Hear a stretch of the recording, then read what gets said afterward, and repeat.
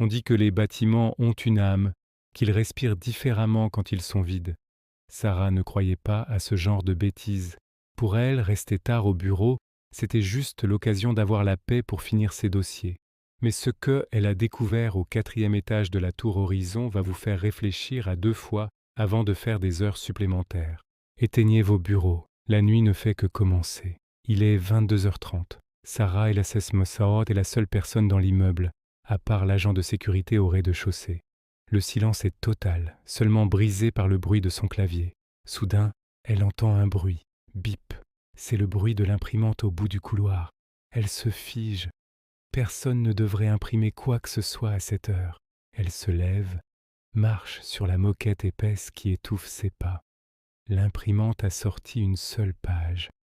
Une capture d'écran de la caméra de surveillance du couloir, où on voit Sarah de dos, assise à son bureau, il y a exactement 10 secondes. Prise de panique, Sarah attrape ses affaires. Elle ne veut pas savoir qui a lancé cette impression. Elle se précipite vers les ascenseurs. Elle appuie sur le bouton frénétiquement. Les portes s'ouvrent. Elle entre, appuie sur RC pour le rez-de-chaussée. Mais l'ascenseur ne descend pas. Il monte. 5e, 6e, 7e étage. Les portes s'ouvrent sur un étage en travaux, plongé dans le noir complet. Sarah appuie sur tous les boutons, mais rien ne se passe. Les portes restent ouvertes. C'est là qu'elle l'entend. Un rire d'enfant, cristallin, qui résonne dans le couloir vide du 7e étage. Sarah décide de prendre les escaliers de secours. Elle dévale les marches, le cœur au bord de l'explosion. Elle arrive enfin au rez-de-chaussée, trempée de sueur. Elle voit la loge de l'agent de sécurité. « Marc, Marc, aidez-moi !»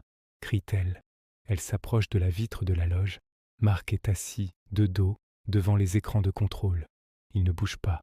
Sarah contourne le bureau et s'effondre de terreur. Marc est ligoté sur sa chaise, les yeux bandés. Et sur l'écran central, elle voit le couloir du 7e étage qu'elle vient de quitter. La petite fille est là, debout devant l'ascenseur. Elle tient la page que l'imprimante avait sortie.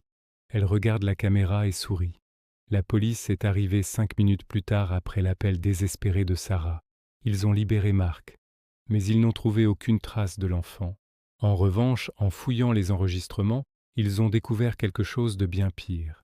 L'imprimante n'a jamais été activée par le réseau informatique. Quelqu'un s'est introduit physiquement dans le bureau de Sarah pendant qu'elle travaillait, est passé juste derrière elle sans qu'elle ne le sente, et a posé la feuille manuellement dans le bac de sortie. Sarah a démissionné le lendemain. Marc, l'agent de sécurité, n'a plus jamais retravaillé de nuit. L'immeuble est toujours là, et certains soirs, les passants disent voir une petite silhouette à la fenêtre du 7e étage. Et vous, est-ce que vous êtes sûr d'être seul au bureau ou dans votre chambre en ce moment même? Si cette histoire vous a glacé le sang, abonnez-vous et activez la cloche. La prochaine arrive bientôt et elle se passe dans une cave. À très vite.